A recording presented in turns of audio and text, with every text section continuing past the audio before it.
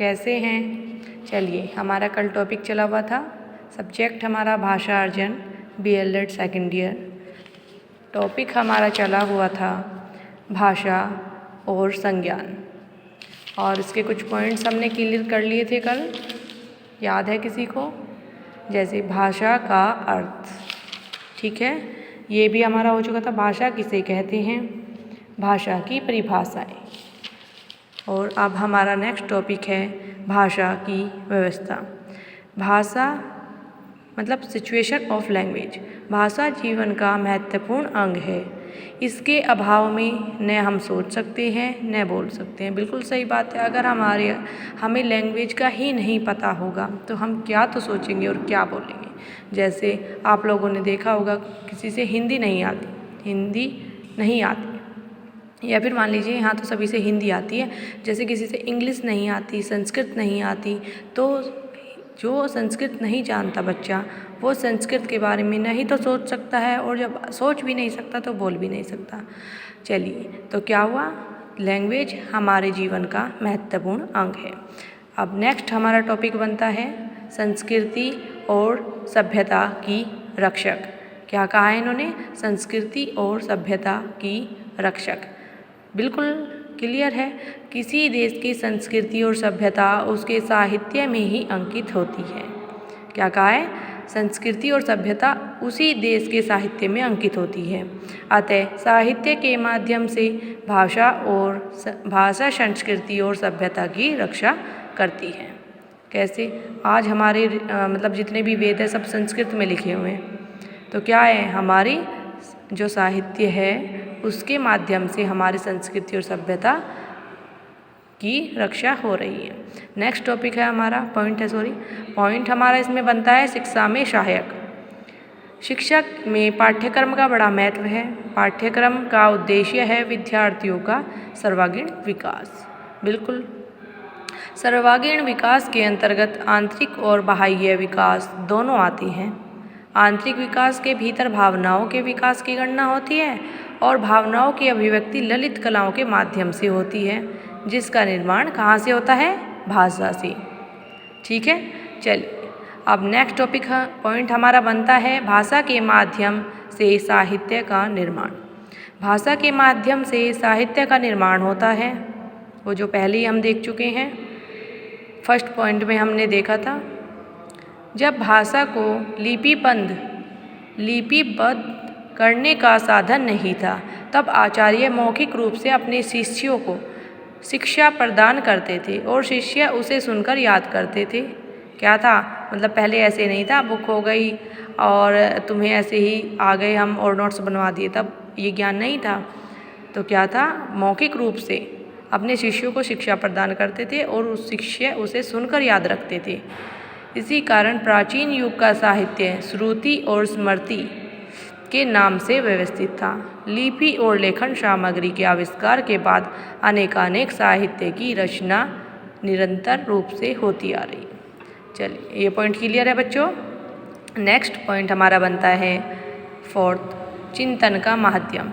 बिल्कुल सही बात है। भाषा के द्वारा हम सोचते हैं, जैसा कि ऊपर आ चुका है, भाषा जीवन का महत्वपूर्ण अंग है। उसके बगैर, उसके अभाव में न हम सोच सकते हैं, नहीं बोल सकते हैं। ये तो आपका बिल्कुल क्लियर हो चुका होगा। जैसे इन्होंने कहा है कि भाषा के द्वारा ही हम सोचते हैं। भाषा वाक्य की इकाई है। जैसे लिखित रूप में भाषा की सबसे छोटी इकाई, लिखित रूप में भाषा की सबसे छोटी इकाई क्या है? वर्ण है। और बोलने के आधार पर, उच्चारण के आधार पर भाषा की सबसे छोटी इकाई ध्वनि है। चलिए, वस्तुतः भाषा हमारे विचारों को परिपक्व करती है। भाषा से ही तर्क वितर्क होता है। बिल्कुल सही बात है। जब विचार विनिमय होगा तो चिंतन होगा। चलिए, नेक्स्ट पॉइंट हमारा बनता है भाषा ज्ञान गम्य नहीं, अभ्यास गम्य है। क्या कहा है इन्होंने? भाषा ज्ञान गम्य नहीं, अभ्यास गम्य है। भाषा प्रयोग एक कौशल है। भाषा पर पूर्ण ज्ञान प्राप्त करने के लिए वे प्रयास करने चाहिए जो कि एक कौशल में दक्षता प्राप्त करने के लिए करने पड़ते हैं। जैसे ये विद्वान हैं हमारे, इन्होंने उक्ति स्पष्ट करते हुए कहा है, सीखने का इच्छुक व्यक्ति किसी भी कौशल को सतत अभ्यास द्वारा सीख सकता है। भाषा सतत अभ्यास से सीखी जाती है।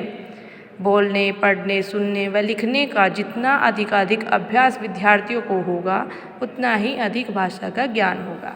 अब तुम लोगों को हिंदी का ज्ञान किस लिए है? क्योंकि तुम्हारे इन्वायरमेंट में चारों तरफ हिंदी ही है। घर पे जाते हो वहाँ हिंदी बोलते हो, कॉलेज जाते हो वहाँ हिंदी बोलते हो, वहाँ अगर तुम कहीं बाहर जाते हो फॉरेन कंट्रीज वगैरह में तो वहाँ पे इंग्लिश बोली जाती है। तो जैसे तुम बोलोगे, सुनोगे, पढ़ोगे, जो तुम बोलते, पढ़ते, सुनते, लिखते हो उसी का लगातार अभ्यास करते रहो, वो भाषा तुम्हें अपने आप ही आ जाएगी। नेक्स्ट पॉइंट हमारा क्या बना बच्चों? भाषा सामाजिक व्यवहार है। भाषा बालक समाज से सीखता है। भाषा की भाषा को व्यवस्थित कर भाषा का ज्ञान प्राप्त करता है। क्या कहा इन्होंने? भाषा बालक समाज से सीखता है। कैसे सीखता है? जब तुम छोटे बच्चे थे तुम्हें एकदम से थोड़े ना सीख के आ गए थे भाई, धीरे धीरे तुमने अपनी माता जी को देखा, अपने दादू को देखा, दादी को देखा, उनसे अनुकरण करके सीखा। समाज को तो जब तुम व्यवहार में आई ये सब चीज़ तुम्हारे, तुमने सब कुछ अपने आप ही सीख लिया। चलिए ये पॉइंट हमारा क्लियर हो गया बच्चों। नेक्स्ट पॉइंट हमारा बनता है भाषा प्रयोग स्तर। भाषा पर पूर्वाधिकार प्राप्त कर भाषा के प्रयोग स्तर एवं भाषा के रूप को व्यवस्थित करना है। भाषा का शब्द भंडार इतना स्थिर होता है कि विद्यार्थी को धारा प्रवाह बोलने लिखने में कोई अड़चन नहीं होती है। रॉबर्ट लार्डो ने लिखा है, भाषा शिक्षा की प्रारंभिक अवस्था में पर्याप्त समय तक सीखने का स्तर सप्रयास शब्दों में चयन व अभिव्यक्ति तक ही सीमित रहता है। क्या कहा इन्होंने? पर्याप्त समय के पश्चात कहीं से अभिव्यक्ति यंत्रवत प्रयासहीन आदत में परिणित हो जाती है। जब विद्यार्थी उपलब्धि के इस स्तर को प्राप्त कर ले तो समझना चाहिए कि उसने भाषा सीख ली है। ठीक है, इन्होंने क्या कहा है?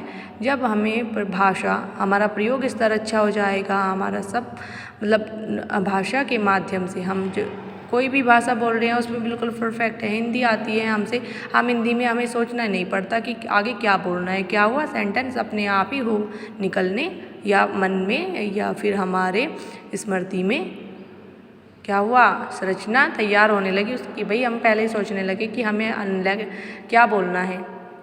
ठीक है, चलिए आज इतना ही।